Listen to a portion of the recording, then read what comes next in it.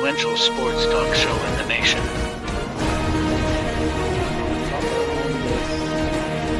What is today, the 19th? Stay tuned for updates and great sports content.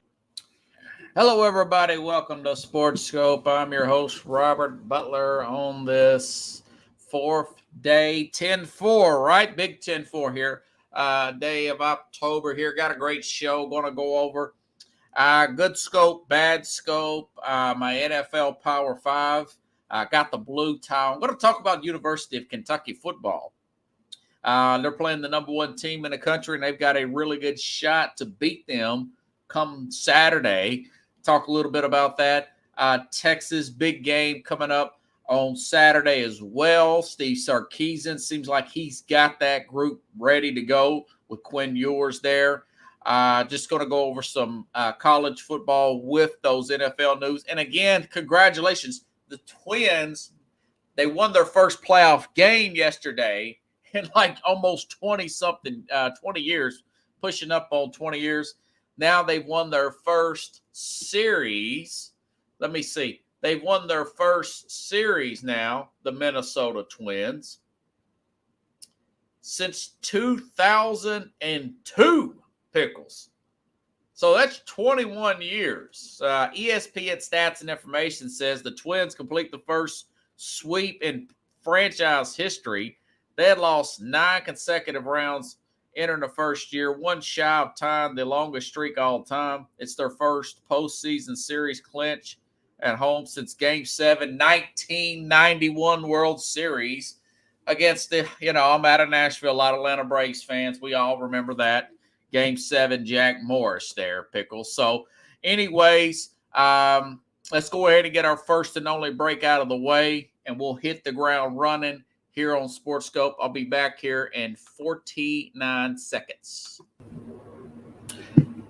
Hello, Sports Scope followers. The program has seen tremendous growth since going 5 days a week. I just wanted to thank everybody for your cash contributions and sharing the program with friends and families. Just a reminder, if you want to contribute to the program, go to the Cash App, the cash sign, and Sports Scope.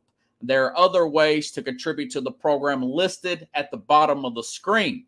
If you want to advertise on the program, go to sports, that is sports with an S, another S, scope, SKOPE, at gmail.com, just like it's listed at the bottom of the screen. Thank you and enjoy the program. Also, folks, I want to add that we are live on Roku TV, the NESSP channel app, which is the acronym for Northeast Streaming Sports. I want to thank Linda and Mac, John McGraw, better known as Mac, for letting me on the program. Okay, I got behind on a few early week topics I really like to cover on Mondays and Tuesdays. A lot of breaking news Monday. Had some big things I had to talk about. And, of course, yesterday had Rich Ferris. Want to thank Rich for coming on again. Great show, Rich. Appreciate that. So I didn't get a chance to do good scope, bad scope. Also going to give you my Power 5, which I normally do on Tuesdays, but I'm doing it on Wednesday, guys. I got a lot of good college football takes to have here coming up. Got a great show. Okay. So let's start over. Good scope. Where I was right. Jacksonville bouncing back. Listen, they bounced back big, and they're playing again in London this weekend. But remember not last week, but the week before, this Jacksonville team was humiliated. And a 20-point humiliation loss to a rookie quarterback led by C.J. Stroud and a fullback. A guy that looked like a fullback, Pickles, not the fastest guy in the world by no means, runs a kickoff back, 80-something yards for a touchdown. A lot of missed tackles there. Very embarrassing. Doug Peterson talked about it in his press conference. So they go to London last week, and like I said, they're still in there. I said that they would beat Atlanta. They win 23-7, bounce back win here. So bad scope. Last year's game, and Miami's offense, talking about the Dolphins, how they played Buffalo last year, beating Buffalo, almost beating Buffalo again. If you remember, with their third string, some guy named Skylar Thompson. Remember in January, they pushed Buffalo to the brink. They beat them in early September last year down in Miami. Not so much this week. Past Sunday, geez. I mean, I thought with Devon Achane and Vic Fangio's defense, but Buffalo dominated that game. I was totally off. They win by 20 points, 3 scores there. That was a bad take here. Good scope. Taylor Swift and Travis Kelce. NBA media obsession may be getting annoyed to a typical football fan. Last week's premier game, primetime game, I mentioned it the other day, were down 4 million views. That was not Rich had me mixed up here. That we talked about it yesterday. It was not the Bears game that the views lost. It was the Jets game that 4 million people stopped watching rather than the Bears game because they wanted to see Taylor Swift. Also, Travis Kelce and Taylor Swift, now they're kind of backpedaling, saying even the media's covering it a little too much. They're wearing this thing out. That's their words, not mine. CBS reported that today. Okay, bad. Thinking the Titans' bad offensive line would linger into the Cincinnati game. The Titans humiliated against Cleveland 27-3 with Peter Sonorski out there. And just a bad offensive line all around, bad alignment. But they bounce back. They bounce back and win a flip 27-3 against Cincinnati. By the way, I just read today's first practice report. Peter Sonorski, full practice report, Titan fans. Peter Sonorski, full practice, ready for this big game. By the way, they're underdogs. I can't believe that. I'll probably talk about that in one of my 5 picks here, over and under against the spread picks. Titans are underdogs, plus Nicholas Petit-Farik. Remember, he got reinstated by the league for gambling on the facility. That got reduced to all players, down to 4 games. He's reinstated. Titans have the most healthiest offensive line has been all season long, playing at the Indianapolis Colts. So I was bad. That was a bad scope for me, thinking that they were going to get killed again by the Cincinnati Bengals, even though the Bengals have a banged-up quarterback of their own in Joe Burrow. Okay? So that's it. That in a nutshell. So let's flip over to the Power 5. This is something I update every week, okay? From 5 being the 5th top to the number 1, to the toughest team in the NFL. Number 5, okay, Dallas, big bounce back. I know they lost to Arizona week before last. They had 3 offensive linemen out. 2 of those 3 came back, the center and also who was it here? Zach Martin, the best offensive line. They come back, dominated Bill Belichick 38-3. That's what caused me to go into that rant about the Belichick, Robert Kraft sit down. That's very embarrassing for a Bill Belichick coach team. But Dallas, I mean, strong defense, running game, 3 running backs here, a lot of developing chemistry with Brandon Cooks, the leading receiver there as well. They look like a team. As long as they keep that line in tip-top shape. Dak Prescott, what does he have? 1 interception or 2?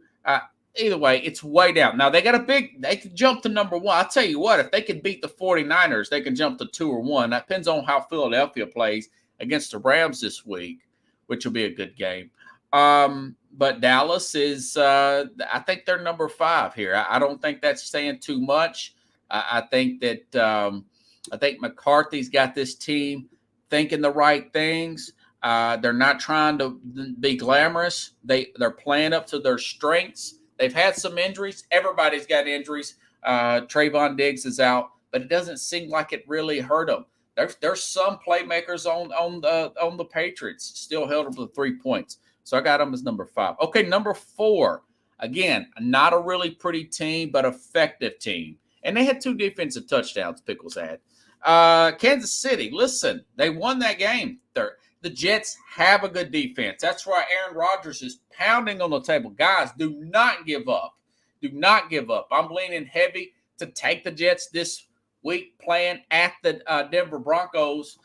Zach Wilson had his best game probably in a season and a half. Kansas City on the road against that defense still finds a way to win. Mahomes, my only thing is he's still trying to develop chemistry with a receiver not named Travis Kelce. He's having some problems with, Valdez scandal and everything.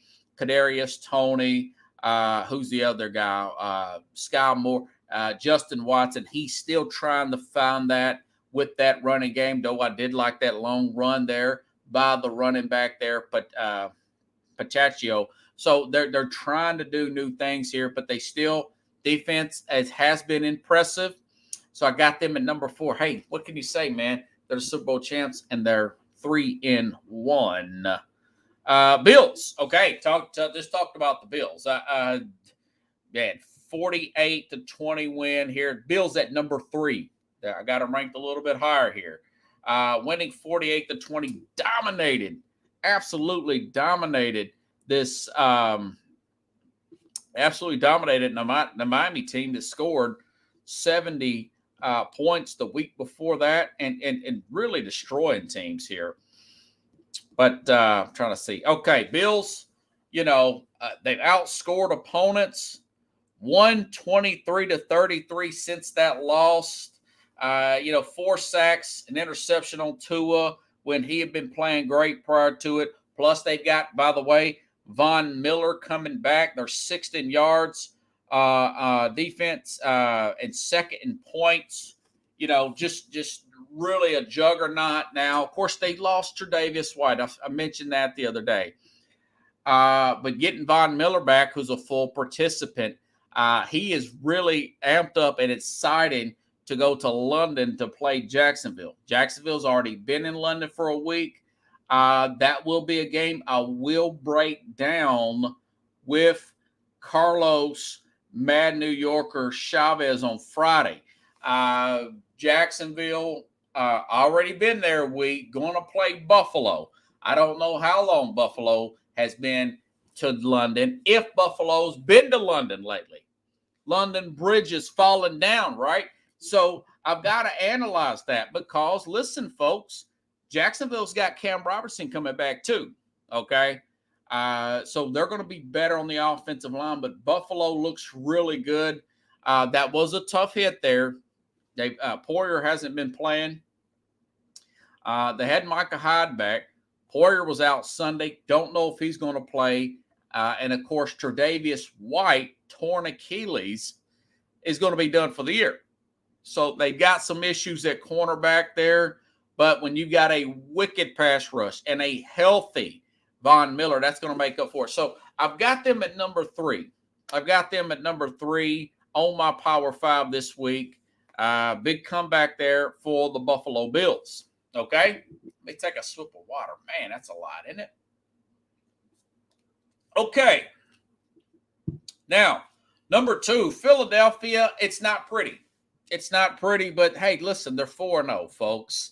And listen, they've got the best offensive line and the best defensive line. You can't do anything up the middle. I know that the Commanders, who played them tough, remember the Commanders played them off of a short week for Philadelphia. They went down, played Tampa, went back home, played a ticked off Commander team that was humiliated by this Buffalo team I just mentioned this past week. They're winning and they're still gathering. They're still getting their things together. They're going to play better. They may beat the Rams. The Rams may get the best of them come Sunday. Rams may get Cooper Kupp back. But Philadelphia, like I said, best offensive line, best defensive line. Hurts still finding his way.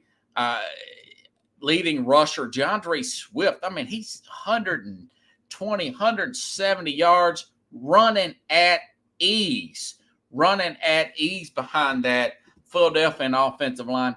That's only going to get better. Nick Sirianni said, "Listen, we're gonna get Dallas Goedert the football. You know, we're still working on the running game and trying to patch that running game up to what it should be, which is really good under DeAndre Swift. And of course, AJ Brown is AJ Brown. You know, he's getting his 100+ yards, 8 to 10 catches, and a couple of touchdowns every week. So they're a team just not without a glaring weakness. If they don't win 49-0 every week, we think they're falling apart. But truth of the matter is, they're playing pretty good. No, don't know if this will last. They have the toughest schedule in the NFL, according to CBS, coming in. But this is just through the first 4 games. Like Bill Belichick would say, it's just the first month. But so I've got Philadelphia ranked in all the way back up to number 2. And, of course, last but not least, folks, I mean, the 49ers, 4 more touchdowns by Christian McCaffrey. It wasn't the Brock Purdy show last week or the Brandon Ayuk show or the defense. It was the running back here. So many ways. I mean, McCaffrey, Kittle. By the way, Kittle, got to get him back in the swing of things. Debo Samuel, Ayuk now. The defense, the interior of the defensive line here. They pulled away from Arizona last week. They've got a huge game Sunday night against Dallas, and the winner's probably going to jump one of the others. I'm leaning 49ers now, but I have to look at the injury report and see. That was a very close game in that NFC Championship game, folks. That was a 19-12 and 2 interceptions by Dak Prescott. Tony Pollard, I want to say, got hurt early in that game. That's going to be a great game. We will talk about that one Friday, myself and Carlos, Matt New Yorker, Chavez. But what can you say, man? I mean, they're beating everybody by 2 touchdowns plus, unlike Philadelphia, who went overtime last week. None of their games have been within 2 touchdowns. I mean, they're kicking butt and taking names, and you got to call them like you see them. Pickles thinks that upset watch could be for the Rams. Yeah, and the Rams getting very good check. Now, Sean McVay said, "Listen, I don't know. I'm just reading the script here." He was kind of making a joke today in his press conference talking about Cooper Kupp. Pickles brings up the Rams. He said that the script says limited, but the guy's out there practicing. Talking about Kupp. I think Kupp will. He's sounding like Kupp's going to play this weekend. And then when you've got Nacua there and you've got Tutu Atwell, there's some shakiness on the back end there. They're not quite – the Eagles aren't quite as good as they were in the secondary, okay? They made some changes at safety. They lost the safety, Gardner Johnson, who's been out for a while. I think he's hurt with Detroit. He went on to Detroit, got some extra money there. And I'm not sure about Bradbury, but it's not quite as dominant as it used to be. Could they line up and run on the Rams? Possibly. Just line up and run like crazy on the Rams. They don't quite have the secondary that they did. But what they would have to do is get hot early, and they would have to pass. They talking about the Rams. They would have to pass to set up the run to beat Philadelphia. You know, I may put that on one of the top games to talk about in the NFL coming up on Friday. But I'll give you bets, wagers. I was 3-0. We'll talk about this tomorrow, by the way. My top, I say prop bets, really over and unders, points against the spread. We'll get into that tomorrow. Looking forward to that show. And then, of course, the 5 biggest games. And I'll throw in a college game. That Oklahoma-Texas game is going to be huge. Throw that one in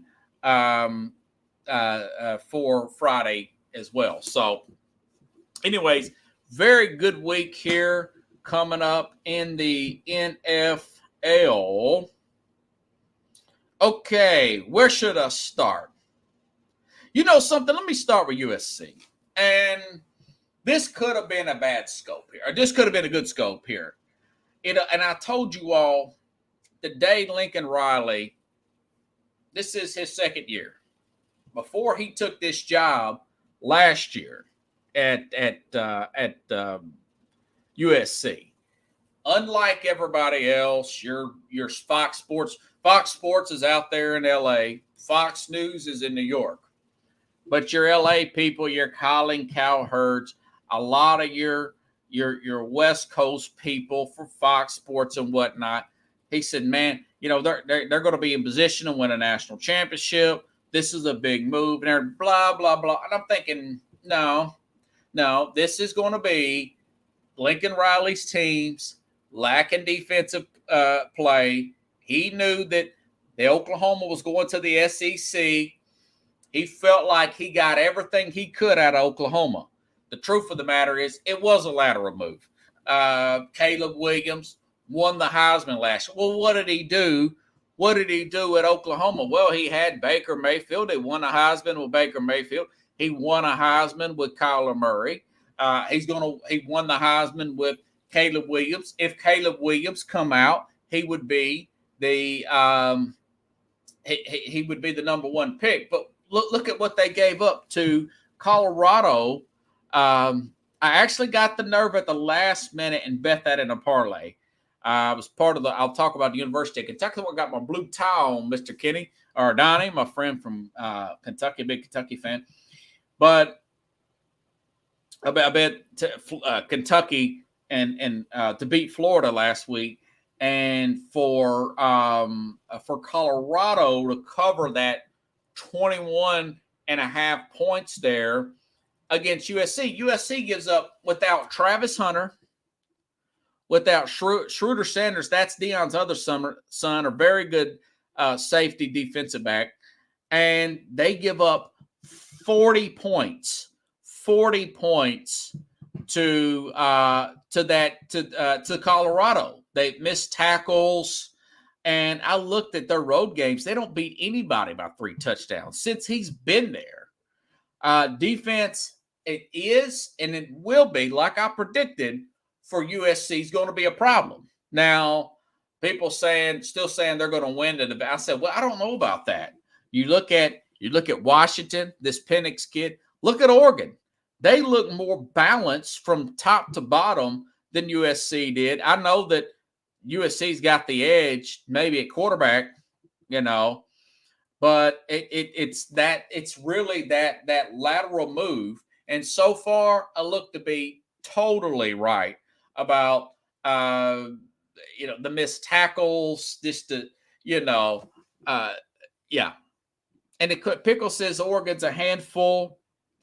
And yeah, Oregon's going to be a handful. Utah beat them twice last year. And I was for sure because Utah, didn't they lose to like Oregon State or something last week? They're not that good on the road.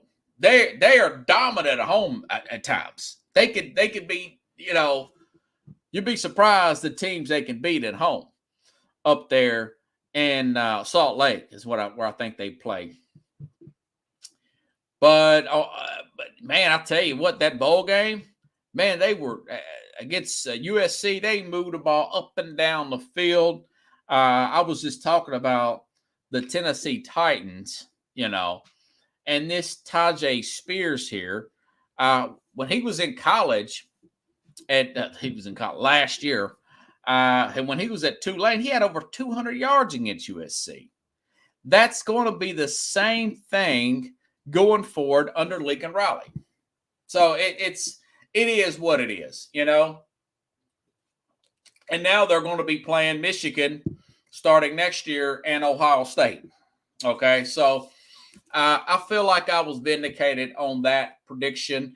You say, well, what's going to happen with Riley? Well, with the NFL going to a offensive-minded perception, it's easier to build a defense in NFL than it is in college. You can just draft it. You can go through different coordinators.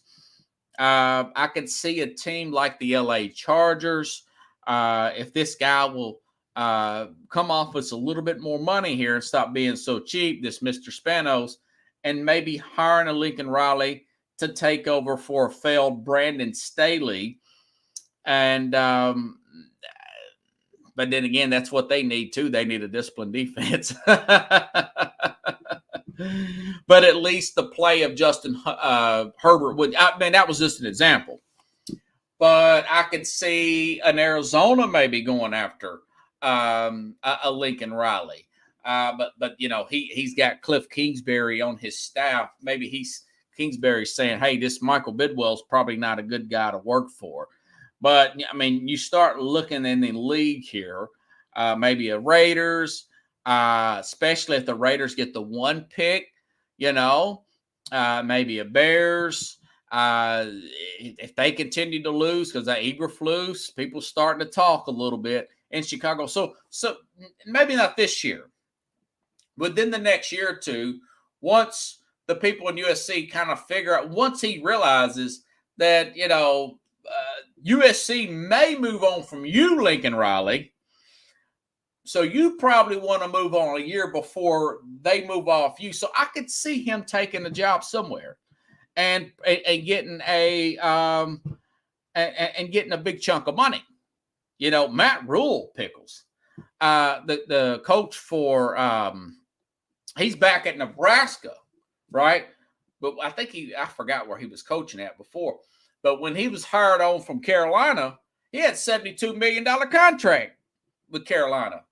And, of course, it didn't work out. They couldn't get the quarterback right. Now he's back in college and coaching at Nebraska here. Got a pretty good job there. But, you know, these owners can offer a lot of money. You know, now that being said, college is paying big money nowadays too. It just depends on do you want to deal with the headache of NIL and recruiting? Or do you want to deal with the headache of an impatient owner and the draft? So both have their pros and cons. I mean, in college, you go out and get whoever you can sell, right? In the pros, you kind of get whatever you can maneuver through the draft or through free agency, which is a lot harder. You know, so interesting stuff there. But either way, like I said, by the way, for the record, USC, they're 10th. They're 10th in the Pac-12 in total points. Only Colorado and Stanford have a worse defense. And Colorado, they're a stanchion team, man. They didn't have a lot of depth. So that's just a little food for thought. You know, I still like watching their offense. I like watching Caleb Williams. I mean, the over and under was 72, and they scored, it was 84 points. Was 88 points, excuse me. It was 48-40 in that particular game. So, you know, is what it is. Okay, Texas. Listen, Texas got a big game coming up. Yeah, they got to play the Red River rivalry. We will talk about that one. Steve Sarkisian, Quinn Ewers. You know, I'll say this: Oklahoma is ranked 12th,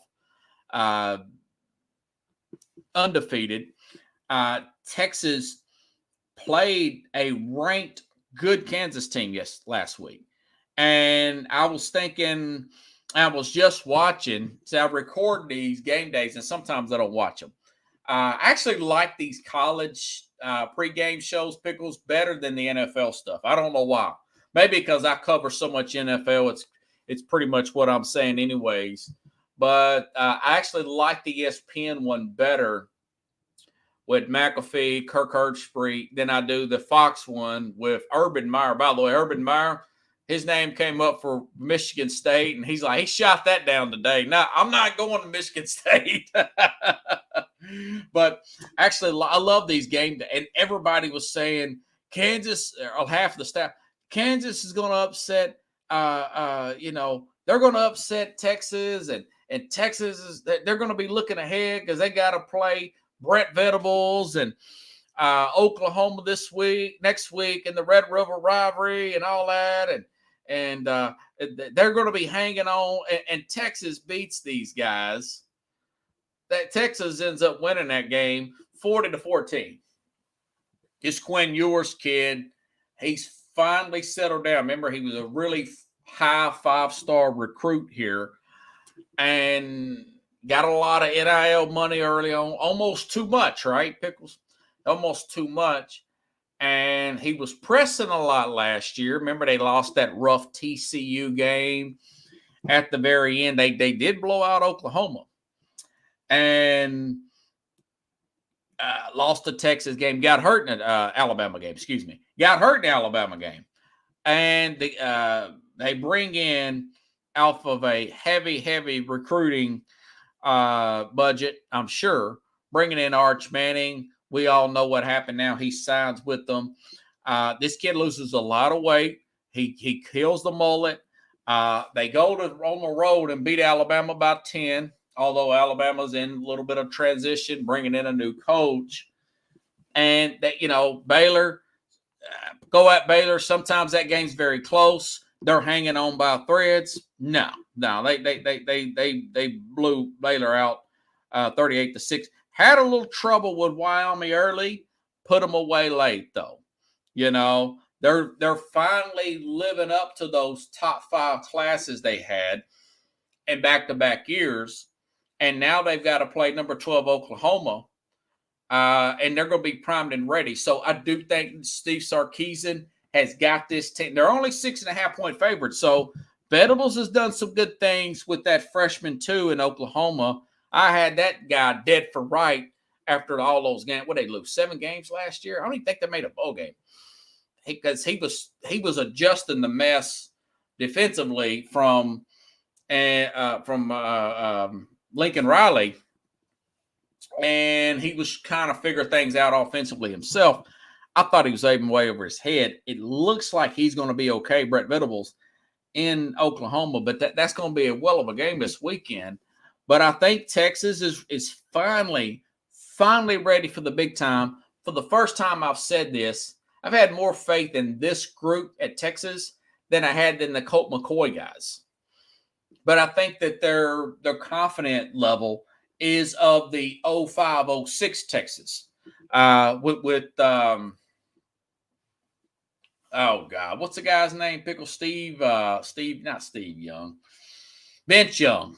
I'm sorry, guys. I should have known that. He played for the Titans. Kind of a goofball as a pro. But, that with Mac Brown, he came back into coaching, 70-plus-year-old Mac Brown. He's at North Carolina now. But I do think that Texas is back. A lot of Texas fans don't think that. I think that they've settled in. They're ready for prime time. They're ready to come over to the SEC next year, contrary of what and I'm not a Texas fan. I'm just calling balls and strikes, folks. I think they're ready. I think they're going to play well this weekend. They've got a loaded team. We saw how good Bijan Robertson is, the player they lost to in the NFL. Bijan Robertson, he's got one of the best cutback. His cutback is up there with Christian McCaffrey, who had 4 touchdowns. He has got just a quick twitch, boom, and go gear to him. Lost him, and this team hadn't missed the mark. They finally living up to the hype. Can't wait to see that game coming up this week. But yeah, I think Sark's going to be okay. I think he's going to be okay. Unlike a Lincoln Riley at a USC, Texas. Boy, that was a highly rated game back in the day.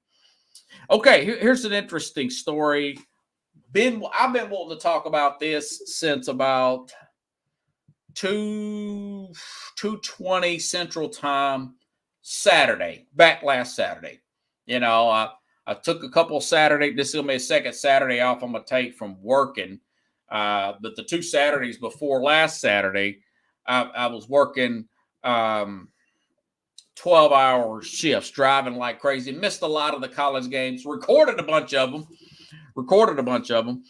And, but anyways, so, but Kentucky, I got the blue tie on. I'm still impressed by the job that Mark Stoops, the brother of Bob Stoops, former Oklahoma coach here, who's, by the way, I saw him on one of those big game shows. He's eager to get back into football too, by the way. I think his dad died on the field, had a heart attack when he was 58 or something like that. And he got away from football. And now he's got the itch to come back. His health's fine.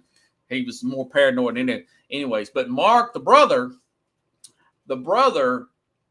during this 11 years at Kentucky, they've beat Florida back in 2018. They beat Florida for the first time, I want to say, in 31 years. Pickles. That is no exaggeration. In 2008, they snapped a 31-game losing streak to Florida. And now Saturday, under a guy named, check this name out, Pickles, keep this name in mind, a running back named Ray Davis. This guy runs for 280-something yards. This is no exaggeration. These are real numbers, folks. I want to say he runs for, let me make sure I got this right. Ray Davis rushes for a career high 280 yards, 4 touchdowns against Florida, dominating the number 22 team 33-14. And then the article says more. This was from ESPN. More impressively, the Wildcats totaled 398 yards against the SEC's top overall ranked scoring defense, which really put the clamps on Tennessee, which was the number one of the top rushing teams in the country. Tennessee is. Entered the game yielding just 224 total yards and 13 points averaging. The Wildcats beat the Gators for the third consecutive time. That's the first streak since winning 4 in a row from 1948 to 1951, Pickles. You know who that was? That was Paul Bear Bryant. That's how good Kentucky has been against Florida.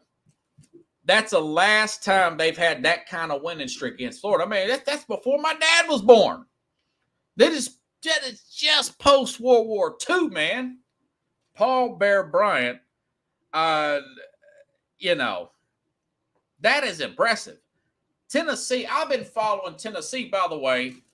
Players like first ballot Hall of Fame Peyton Manning, Jamal Lewis, Al Wilson, who was Albert Haynesworth University, Peerless Price University. Tennessee, in the 30 years I've followed Tennessee football, who's had much better recruiting classes, according to the rankings, than Kentucky. They've had much higher draft picks than Kentucky ever wished to have. I know Tim Couch went one year, number 1 overall. But overall, Tennessee's a much, much better football program. And they never had a 3-game winning streak. In the past 30 years that I've watched Tennessee over Florida, they can't beat Florida on a consistent basis. They've had a 2-game winning streak in 2003 and 2004. In Florida, they fired Ron Zook and hired a guy named Urban Meyer. So Mark Stoops takes a stadium that holds 61,000 people, and it's never full. And I swear, no exaggeration on this program. When I was listening to that game and watching it on Saturday afternoon, that crowd sounded like an Ohio State crowd, 100,000, like a University of Tennessee Knoxville crowd, 100,000 seat plus stadium. They've only got 61. I looked this up. It's called Kroger Field in Lexington, Kentucky. They've got 61,000 people there. And that place was rocking, man. It was rocking. And this Ray Davis guy looked like LaDainian Tomlinson out there running wild like a Walter Payton on Florida last week, and Florida being the best defense in the country. So they're 5-0 now at this point. Kentucky is, and I'll say this: when he took this program, this is very impressive, folks. When he took this over with 11 years ago, Kentucky, the SEC is the king of college football. They've been the king of college football. Think about 11 years ago, okay? That's the back end, I want to say, of Urban Meyer, dominance of Nick Saban, Georgia's dominance, LSU, Les Miles, you name it. And he took that just to teams write W when they would play Kentucky. They just put W. I mean, it's easy. I mean, you blow Kentucky out in football. They don't have a football program. And but I'll say this: it's the most I've ever been impressed with where he has brought that program. And you say, well, sometimes they still get blown out. Yeah, you know why they get blown out by Tennessee? Because they usually play Tennessee in November, late October. The depth is worn down. You know, I was telling my friend Donnie, huge Kentucky football fan, I said what they should do, what Mark Stoops should do, if he could schedule the biggest teams early, you know, because they always play Florida in the first month. They beat Florida 3 straight, you know. They beat Florida 3. Tennessee couldn't buy a win against Florida. You know what I'm saying? So they beat Florida 3 straight. No problem. Now, he's got an extension, and rightfully so, Mark Stoops. He got an extension last year. $9 million a year, up to $6.3 for his current making, and a new contract. The buyout increases to $4.5 million if he leaves before July of this year. He just signed in 22. He just signed an extension here. University. He is under contract to June of 2031. This guy's set for life. Kentucky's pretty paying him. And yeah, so they around Halloween they lost 44-6 to Tennessee. But last year at the beginning, beat Florida 26-16. They always play Florida the second or third week of the season. Barely lost at Ole Miss 22-19. That was around the 1st of October. That's when his depth starts to eat through. Then, like I said, around Halloween, they play Tennessee, you know, and Tennessee beats them 44-6, so their depth don't worn down. But they get healthy again. And last year, they played Georgia to a 16-6 game. Georgia won national championship last year. Georgia beat them by less of a margin than they beat Tennessee by when Tennessee was number 1 team in the country at one time last year. Okay?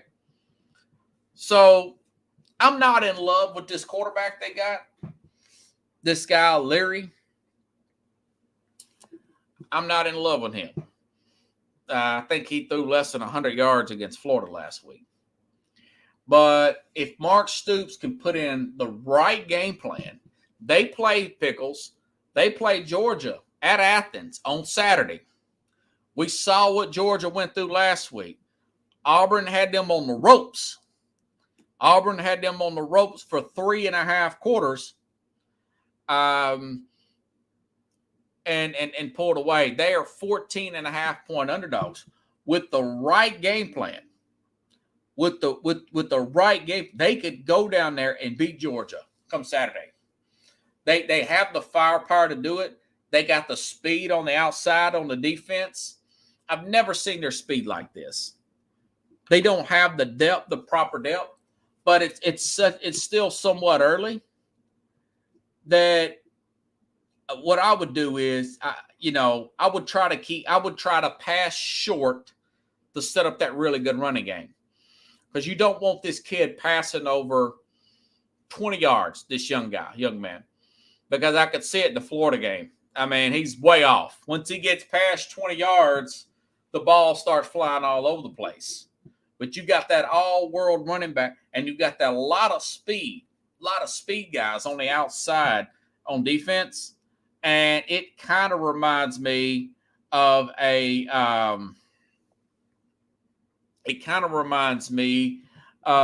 bunch of Dwight Freeney's out there, Pickles, for Kentucky. So that's going to be one of the biggest games with that Oklahoma-Texas game. That's going to be one of the biggest games. It's going to be, I wish they would put it earlier. It's going to be at 6 p.m., 7 p.m. Eastern, 6 p.m. Central on ESPN. And I think the ratings people are making a huge mistake. The TV networks, they're making a huge mistake here. I think Kentucky should, if I was CBS, I would have tried, or ABC, try to work this game into a 3:30 Eastern. I think the best games for college football, a lot of people have stuff to do on Sunday. They go to church and stuff like myself. And plus I do another show on Sundays. But the games I'm really into are either from 11 a.m. Central at 12 o'clock Eastern. The USC played Colorado. That was a great game. Great game, Pickles. That Kentucky game was on. Or the 3:30 Eastern, 2:30 Central games. Those should be the best. Those night games, some people go out on Saturday, And although that Notre Dame was really good last week, that was a good little comeback they made on Duke. Duke's a very good team. Very good team. But that Kentucky game is going to be, now I'll say this, if they beat Georgia, it's possible. And you're looking at a Ryan Day, although Ohio State did win, they did beat Notre Dame, I'll give them credit, but if they go down to Michigan and lose for a third straight year, if they do that, Mark Stoops will be a candidate for a big job. It's been saying this for about 5 years. They're getting a little bit better and a little bit, and Kentucky's just filling this guy money. They're saying, man, this guy's bringing in money. We gotta get it back to him. We got to get this guy back to him. This $25 million indoor facility that he's gotten built. A 61,000 seat stadium. He's filling it up. Maybe they do some additional seating to their stadium and try to get them caught up to the big guys like University of Tennessee, Ohio State, 180,000 plus stadiums, So, but if Ohio State, by the way, he's from Youngstown. Him and his brother, Bob, they're from Youngstown, Ohio. He would love that opportunity to go coach Ohio State. I think he's good enough to coach at Ohio State. I really do. But if Michigan beats them again for a third straight year, yeah, they could be in trouble. They could be in trouble. On the flip side, what if Michigan does beat them? What if Michigan goes on? Because I don't know if there's any air quote dominant team this year. What if Michigan goes on, wins a national championship? You're seeing the kind of irritation that Jim Harbaugh's got with Michigan. Maybe Michigan's kind of irritated. The brass may be irritated with Jim Harbaugh. What if Jim Harbaugh goes NFL? Then what if maybe Michigan wants to hire him? My Kentucky friends, my friend Donnie and people I talk to in a roundabout way, they don't want to hear this. But when success, other programs are going to get your guy. Like I said, he's taken Kentucky to areas I never thought Kentucky. Kind of like with, I'm here in Nashville. James Franklin, right, Pickles? When they went down and beat Florida like that, I remember my dad telling me, he said, man, that guy's not going to last here long. For him to go down here with Vanderbilt talent and beat Florida by double digits. Watching Vanderbilt, Tennessee, and Kentucky against Florida football from the early 90s up until the early to mid 2000s, beating that team down there in the middle of the state, it's the best it's almost impossible to beat them, not unless you're an Auburn team, not unless you're a Georgia or an Alabama with the great coaching of Alabama or the great athletes of an LSU. Those teams normally don't. You have to play an almost perfect game to beat them down there. But Kentucky, not only, that was the first time Kentucky was favored since 1988 Saturday. And everybody on ESPN Game Day, everybody pickles on ESPN Game Day picked Florida last week. Because I just watched it. Everybody picked Florida. I picked Kentucky because I saw how Mark Stoops is like, he's got their players thinking that I'm not scared of the orange and blue like the University of Tennessee. So, we've got Halloween coming up, right? Next week is Friday the 13th.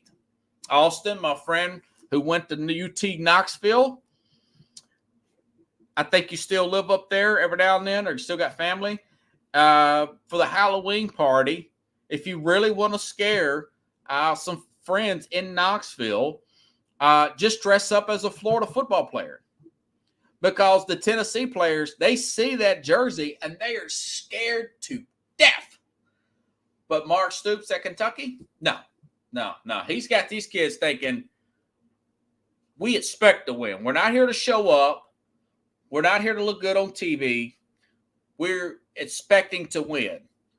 We're not here to hope we win. We're here with expectations to win big.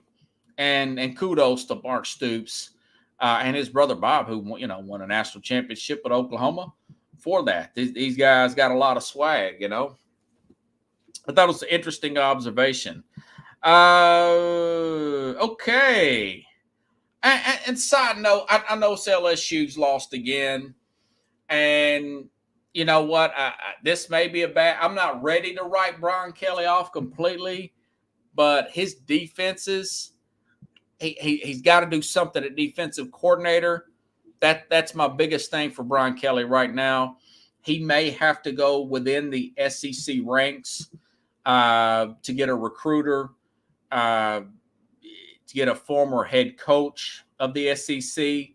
LSU speed on defense is not, it's good. It's always good, but it's not LSU good. They lost again last week. Yeah, they lost at Ole Miss when Ole Miss come off of a big game. So Brian Kelly, I'm really surprised. Unlike a Mark Stoops, by the way, don't be so, hey, LSU, they're bold, they're cocky. The powers to be, they bought out Brian Kelly from Notre Dame. Don't be surprised if they don't go after Mark Stoops or somebody from Kentucky. They'll go within the conference. Shoot, Auburn almost had Lane Kiffin. They had Lane Kiffin from Ole Miss talking pickles.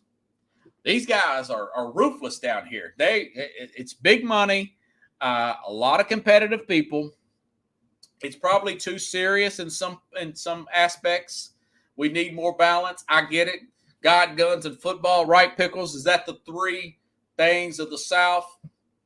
But it's competitive, man. It really is. It just means more down here. Shame on anyone who loses. Yeah, Brian Kelly. Shame on Brian Kelly. Gave up a lot of points too, man. What's up with that defense? So, I was wrong about Brian Kelly. Not sure he's going to work out. Now, I'll say this. I wrote him off at Notre Dame. He went through a bad slump there after he went to that national championship game in 2012. And he went through a 2-year period. He's snapping at the media. They're getting beat by teams they shouldn't. And he readjusted. And got this team into the playoffs, started getting players like Zach Martin, pushing good SEC teams, Georgia, pushing them to the brink, almost beating them. beat up on a good Michigan team one year, and he got it back together. So, and he did beat Alabama last year. By the way, it's another game on Friday. A breakdown is Texas A&M at home against Alabama.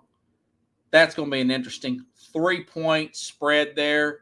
A great weekend. Like you said, it's just a great weekend for football, particularly the college game, folks. So, anyways, that's just my thoughts on the college this week. I'm still watching teams like Penn State.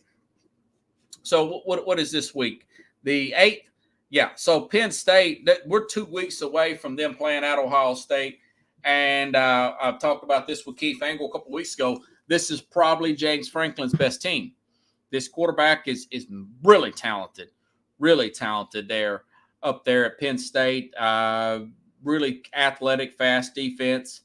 We'll see how good they really are when they play Ohio State on the 21st. So really, October's really early November. October is really the best month for the college game. So that's all I got tonight, folks. Tomorrow we'll be back here talking.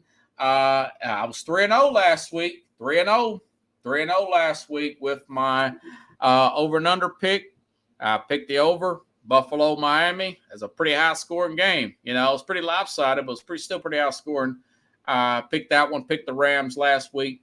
Picked that Jacksonville win last week in London. So those were that was against the spread too. So I'll give you 5 tomorrow. We'll talk about that tomorrow. We'll talk about that.